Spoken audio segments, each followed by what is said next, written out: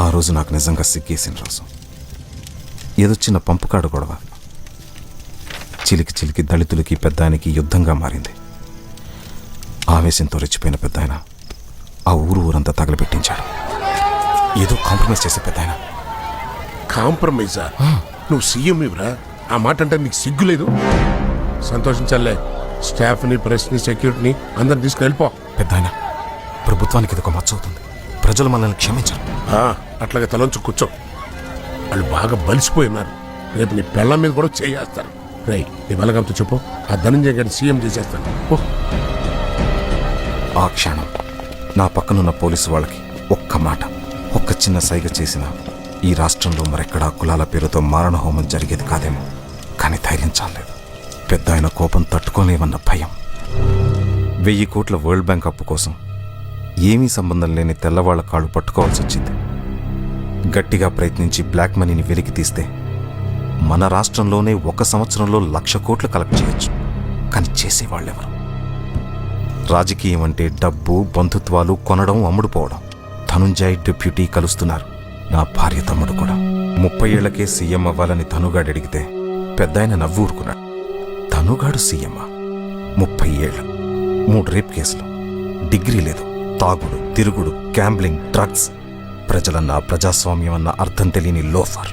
వీడు CM candidate. నా అర్జున్ ఉంటే బాగుండేమో. దాయమని ఇచ్చారు సార్. ఎప్పుడు ఇచ్చారు? 3 రోజుల కిందట బాబు. 3 రోజుల క్రితం. ఓ పంచే, ముందు తొందరగా ఇంటికి పోని, త్వరగా. అలాగే బాబు. అర్జున్ బాబు, ఏంటి? ఆ బ్యాగ్లోంచి అమ్మాయి మెడికల్ సీట్ కోసం ఒక 20 లక్షలు తీసుకున్నాను బాబు. సారీ బాబు, మెల్లగా తీర్చేస్తాను బాబు. సారీ ఎందుకులే రాజన్, కొంతమందిలో ఉన్న నిజాయితీ ఉందని నిరూపించు. పర్లేదు, బాగా చదివించు. థ్యాంక్ యూ బాబు. త్వరగా పని.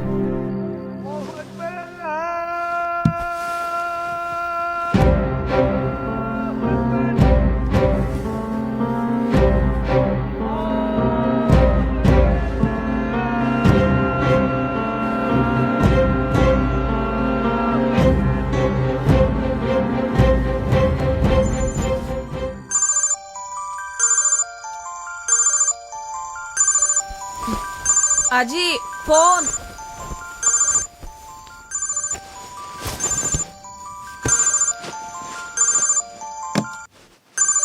హలో అలీ, నేను అర్జున్ని, సీఎం గారు అబ్బాయిని. సార్, అలీ, నీ డబ్బులు దొరికినాయి. నీ ప్రాబ్లమ్స్ అన్ని సాల్వ్. నిజం సార్? యా, రేపు మార్నింగ్ వచ్చి కనపడు సరేనా? సార్ సార్ వస్తాను sir. Thank you sir. Sir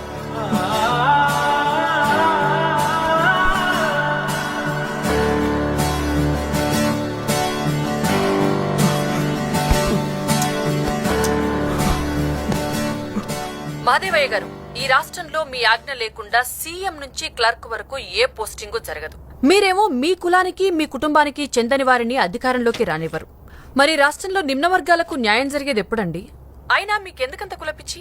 చూడు రాణమ్మా, ఎవరికి వాళ్ళు వాళ్ళ సామర్థ్యాన్ని బట్టి వాళ్ళు ఒక వృత్తిని ఎన్నుకున్నారు. వాళ్ళు చేసే వృత్తిని బట్టి ఇదిగో ఇది కులపోడు అన్నారు. అంతేగాని ఇప్పుడు ప్రత్యేకంగా మనం చేసింది ఏం లేదు. కాబట్టి అధికారంలో ఉండేవాడు అధికారంలో ఉండాలి, చాకిరీ చేసేవాడు చాకిరీ చెయ్యాలి. అప్పుడే మన మానవ మనుగడలో ఒక క్రమశిక్షణ ఉంటుందని నా భావన. అంటే మీరు చెప్పేదాని ప్రకారం ధనంజయ్కి తప్ప ఈ రాష్ట్రంలో ముఖ్యమంత్రి అయ్యే అవకాశం వేరెవ్వరికీ ఉండదంటారా? ఉండదండి. అది మా కుటుంబ జన్మ హక్కు. రాణి, వాట్ డూ యూ థింక్? ఛీ, నా అభిప్రాయం కూడా అదే. వార్తలే కాదు, అభిప్రాయాలు ఉంటాయి. వాచ్ వి న్యూస్. మునుస్వామి ఎక్కడున్నాడు కనుక్కున్నాను. ఏంట్రా? ఏం లేదు మాయా, 10 రోజులు అమెరికాకి వెళ్తున్నాను.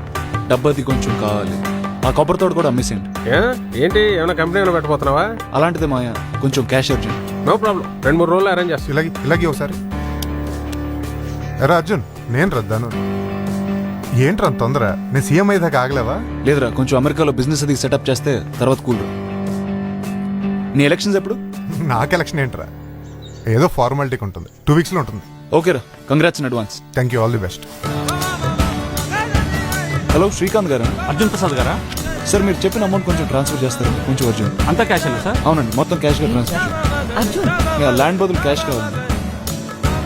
Okay sir. కొంచెం అర్జెంట్. హలో వెంచలే గారండి? అంతా క్యాషేనా 1 లోపల ఇచ్చేస్తా.